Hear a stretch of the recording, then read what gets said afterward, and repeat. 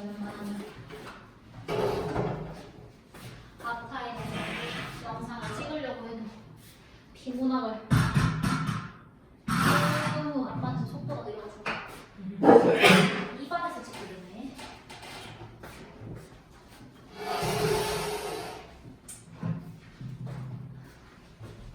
자, 4회 질문. 자, 첫 번째 질문을 먼저 볼게요. 우리가 일단 문단은 6문단으로 나눠져 있는 거 확인 한 번씩 해주시고 문제 유형을 먼저 살펴봅시다.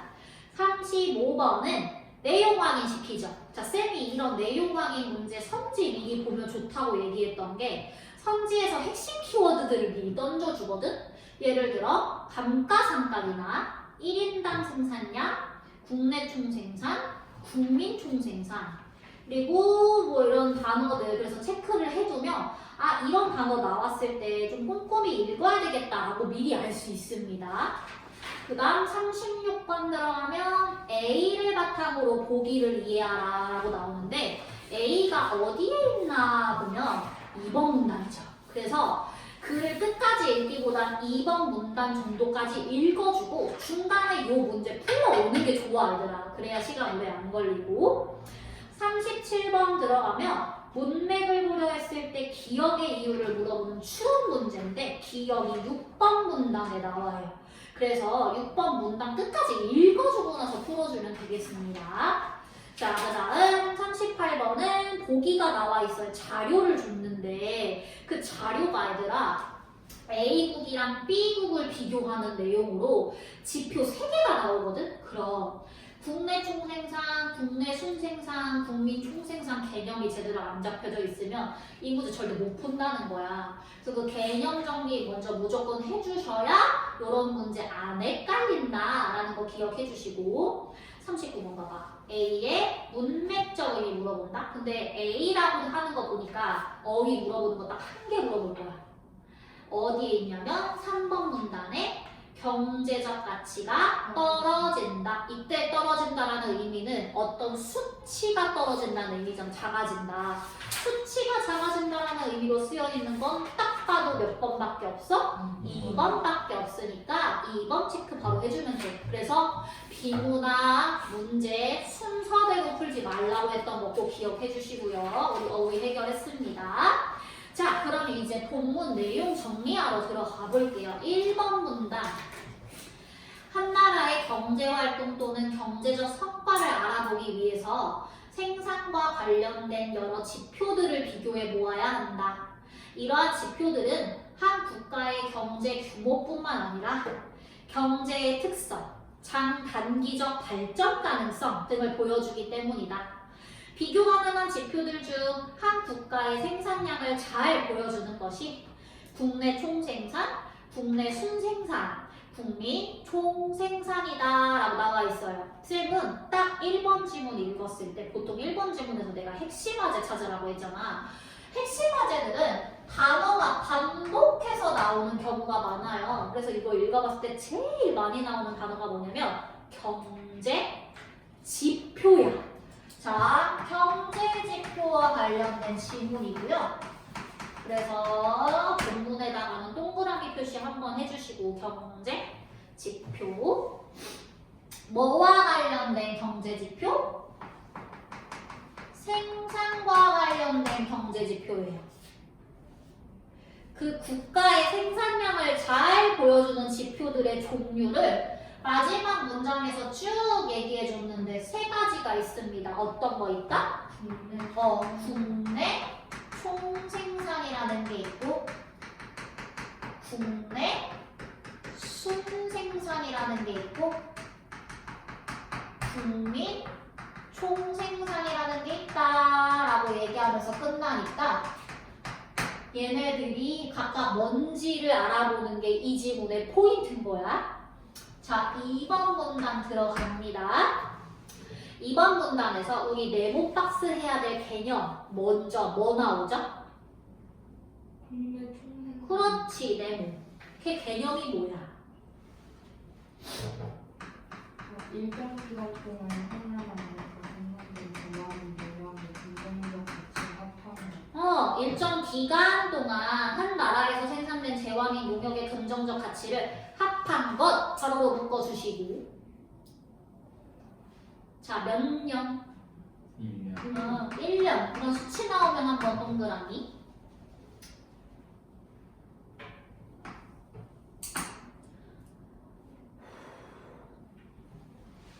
자, 그리고 국내 총 생산 단어들의 의미를 설명할 건데 두 번째로 나오는 개념. 그래서 뭐 나온다? 생산. 네모. 자, 생산이란 생산량의 부가가치의 총합을 말한다. 가로로 묶어주시고 부가가치의 총합. 그럼 또 의문점. 뭐의 개념? 부가가치의 개념. 네모. 뭐래요? 각 생산자의 최종 생산량에서 중간에 쓰인 투입량을 빼고 그렇지. 얘들아 이렇게 사회지문 읽을 때 뭐 빼기 뭐해라, 뭐 더하기 뭐해라, 뭐 나누기 뭐해라 하면 문제에서 물어보겠다는 거거든. 그래서 체크 잘해주세요. 총 생산량에서 중간 투입량을 뺀 가치래요. 자, 근데 이 말 이해 안 될까봐 뒤에 뭐 줄 거냐면 예문 줄 거예요. 빵을 파는 제과점의 1년 매출액이 3천만 원이라고 가정을 해보자. 자, 제과점이 있는데 제과점의 매출액이 얼마나? 3천만 원이야. 근데 이게 얘네들이 번 순수 돈이라고 생각하면 안 되고 이 빵을 3천만 원어치 팔기 위해서 얘네들이 쓴 재료값 있지. 그걸 중간 투입물이라고 하는데 중간 투입물이 얼마래? 중간 투입량이 2천만 원. 그럼 얘네들의 부가가치는 얼마가 되는 거야? 1,000만 원인 거야. 라는 예문 알려줬어요. 이렇게 자세하게 설명하는 예시 바로 받아주시고. 자, 왜 중간 투입량을 뺄까? 중간 투입물의 가치를 빼지 않고 각 생산자의 최종 생산량을 더하면 어떤 부분은 중복 계산되어서 무어하는 문제가 발생한다? 실제 생산량이 크게 부풀려진대. 이것도 이해 못할까봐 예문으로 설명해줘. 제과점 주인이 방앗간에서 생산한 밀가루를 샀으므로 제과점 방앗간 생산량을 그대로 더하면 그럼 밀가루 가격이 2번 계산되는 셈이고, 방앗간 주인이 농부에게서 밀을 샀으므로 제과점 방앗간의 생산량에 농부의 생산량까지 보태면 밀의 가격은 3번이 계산이 되는 거라서 부가된 가치만을 더해야 생산량이 제대로 나온다라는 설명해주고 있어요. 끝. 자, 너네 같으면 어떤 문제를 지금 풀러가야 돼? 36번. 그렇지. 36번 흘러 들어가보면 가분단은 빵 한 가지만을 최종 생산물로 하는 나라로 각 생산자의 최종 생산량을 매출액으로 나타내면 다음과 같다. 자, 1단계는 농부 이거요. 농부가 밀을 생산할 건데 그래서 매출액이 얼마다? 7억 원이다 라고 얘기하고 있어요. 2단계는 누구고? 방앗간 주인이고 이 사람은 밀가루를 파는 사람인데 얼마 매출액이다? 12억 원이다. 자, 3번에 제과점이고요. 제과점 주인이 빵을 만들어서 매출액 얼마 나왔다? 20억 원 나왔는데 이거 그대로 숫자 보면 안 되는 거 이제 눈치채야 되겠고, 밑에 당구장 표시 단. 농부는 중간 투입물이 있다 없다? 없다고 했으니까 뺄 게 없다는 얘기잖아. 그래서 얘는 그대로 부가가치 7억으로 들어가면 되겠고요. 방앗간 주인은 밀가루를 만들기 위해 중간 투입물 당연히 뭐 사용했을까? 기계. 중간 투입. 밀. 밀. 자, 얘한테서 샀겠죠? 그러면 12로 계산하는 게 아니라 12 빼기 7 해줘야 되겠죠? 그래서 얼마야? 5. 얘는 5억이야. 자, 빵 만들 때 얘는 밀가루 샀을 거 아니야. 밀가루 중간 투입물이니까 12를 빼면 얼마야? 8이야. 그래서 얘네들을 다 더해주면 얼마가 나온다? 국내 총생산이? 20억 원 나오고 제일 많이 부가가치를 낸 사람은 누구다? 제과점이다. 해서 4번 해주면 되는 겁니다. 36번. 됐죠? 자, 그리고 우리가 이번 문장까지 읽었으니까 내친 김에 35번에 지워줄 수 있는 선지가 있나 없나도 봐줍시다. 3번. 그렇지. 국내 총생산에서 생산의 의미를 우리 이번 문단에서 봤습니다. 됐죠? 자, 넘어갑니다. 3번 문단 가볼게요. 3번 문단에서 국내 총생산의 뭐의 개념 내고? 총의 개념. 이 총이 생산량을 계산할 때 생산하는 과정에서 자본재가 소비되면서 하락한 가치까지 포함하고 있다라는 의미래요. 개념 밑줄 한번 그어주시고.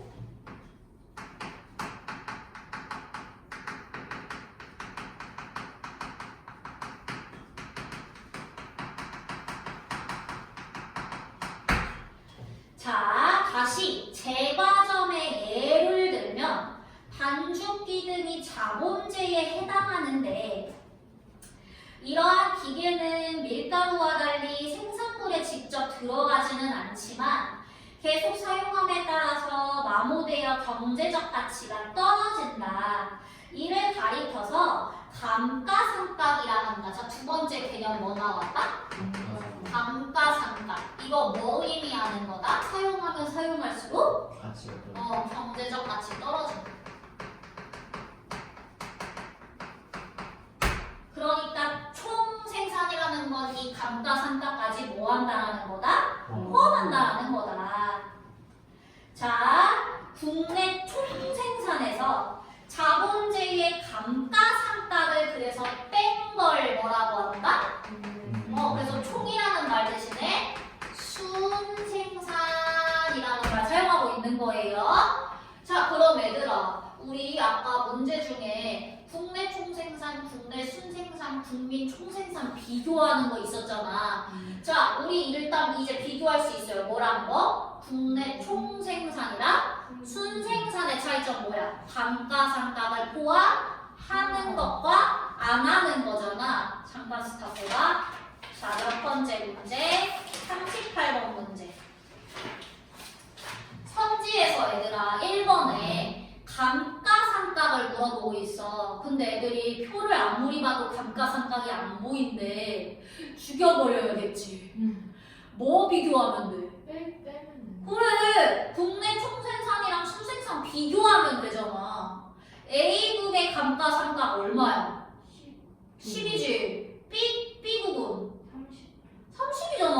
뭐가 더 커? B가 더 크네. 됐죠? 자, 이어서 3번 문단 감가상각까지 읽었어요. 국내 총생산이라고 부른다. 국내 총생산은 생산에 필요한 중간 투입물과 감가상각을 모두 빼고 계산한 수치이기 때문에 얘들아 국내 총생산 동그라미 특징 밑줄 한 나라의 경제적인 성과를 국내 총생산보다 더 정확하게 알려준대. 그럼 얘들아 사람들이 지표를 당연히 국내 순생산을 더 많이 사용하는 게 맞잖아. 그러나 세모 뭘 더 많이 쓴대? 왜 국내 총생산을 더 많이 쓴대? 감가상각을 밑줄 감가상각 계산하는 방법에 의견일치가 안 이루어졌대. 통일이 안 됐대. 자, 내용 확인 문제 가주세요. 그래서 35번의 정답이 몇 번이었죠? 왜 1번입니까? 이 방법에 너무 안 나왔죠. 그죠? 그래서 정답은 1번입니다. 자, 4번 문단 가볼게요. 그렇다면 국내 총생산의 뭐의 의미?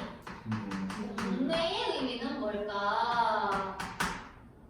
여기서 국내는 뭘 의미한다? 한 나라의 국경 안을 의미한다. 우리나라 안에서 생산되는 걸 의미하는 거예요. 그러나 생산자가 그 나라의 국민이나 기업이 아닐 수도 있다. 그러니까 한마디로 국내라고 했을 때 우리나라 사람이 아닐 수도 있다라는 거야. 그 안에 생산량은.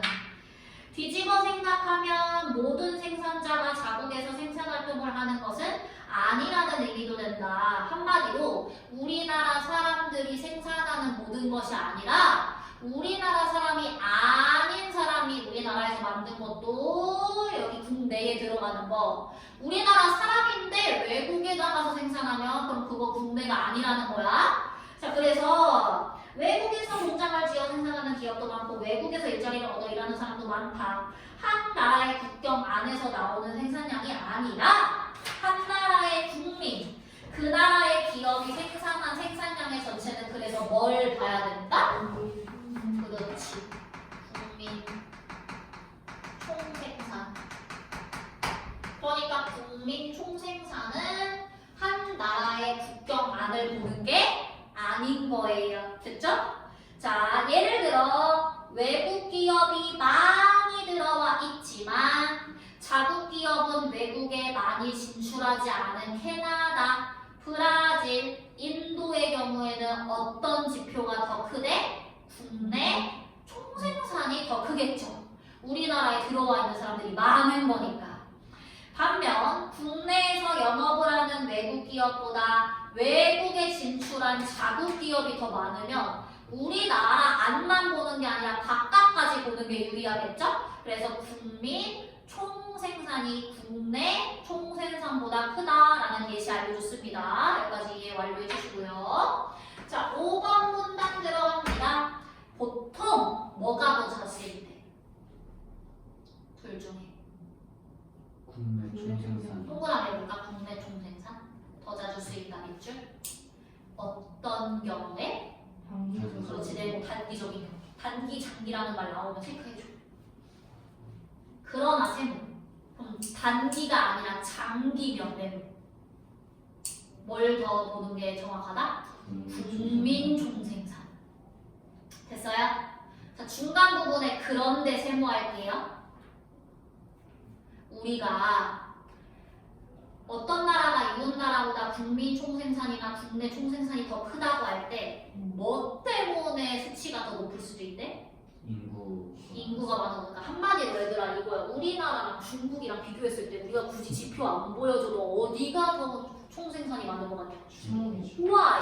인구가 훨씬 많으니까. 그러니까 한 명이 똑같이 10을 만들었다고 쳤을 때 걔네가 물량을 더 많이 만들 수 있는 거야. 사람이 더 많으니까. 그러면 우리가 1인당 수치를 보는 게 더 정확하겠죠. 인구로 보는 것보다. 그래서 국내 총생산이나 국민 총생산을 1인당 생산량으로 환산해서 살펴보는 게 더 정확할 것이다 라는 얘기 해주고 있어요. 자, 마지막 6번 문단 들어갑니다. 6번 문단에서 그런데 세모, 우리가 국내 총생산과 국민 총생산은 뭐를 포함하지 못하는 단계가 있다? 일부 생산량. 밑줄. 일부 생산량 포함하지 못한다. 밑줄 한 개, 동그라미. 예를 들면 어떤 것들 포함 안 된다고 얘기하고 있어? 시장에서 거래되지 않거나 돈으로 계산하기 어려운 재화나 용역. 예를 들어서 선생님이 진짜 가난한 농부야. 그래서 집에서 농사를 짓는데 쌀 농사를 지어서 그 쌀을 파는 게 아니라 쌀을 내가 만들어서 그냥 그 쌀만 내가 먹고 살아. 그럼 내가 이거 시장에 안 갖다 팔았잖아. 그럼 이거 생산량 집계가 돼요? 안 돼요? 안 돼요. 집에서 일하는 가정주부도 생산이라는 걸 하지만 가정주부 월급 받아요? 안 받아요? 안 받아요. 그럼 이거 생산 집계 돼요? 안 돼요? 안 돼요. 라는 말 하고 있는 거예요. 그래서 6번은 국내 총생산과 국민 총생산의 한계에 대해서 설명하고 있다라는 거 확인해 주시면 되겠고. 됐죠? 자, 그러면 우리 나머지 문제 풀러갑니다. 37번. 왜 한계가 있나요? 운맥 고려했을 때 집계되지 않는 애들은 어떤 공통점이 있다? 시장에 거래가 되지 않기 때문에 생산량의 가치는 시장 가격으로만 계산한다라는 걸 추론할 수 있고요. 자, 넘어가서 38번. 아까 우리 1번은 해결했잖아, 얘들아. 2번 볼래? 국민 총생산의 1인당 생산량은 A국이 더 많다. 왜 맞아 이거? 그 인구가 많아서. 아 인구가 많아. 1인당 생산량이 표에 확인할 수 있나요? 표에서도 확인이 안 된다? 근데 여기서 힌트를 줘. 그 국내에서 뺀 거 부가가치량. 아니 여기 단 A국가 빼고 임금이 국경에 정해져서 그래! 얘들아 당구장 표시 무조건 읽어야 돼. 당구장 표시에서 뭐라 그랬어? A랑 B는 인구가 동일하잖아. 예 동일하죠. 인구수가 동일하니까 1인당 생산량은 당연히 누가 더 많다고 보면 돼. A가 많다고 보면 돼. A가 수치가 높으니까. 됐죠? 3번. 한 나라 국경 안에 부가가치의 총합. 부가가치의 총합은 뭐 보면 돼? 한 나라 국경 안이야. 왜요? 국내 총생산이야? 국내 순생산이야? 국민 총생산이야?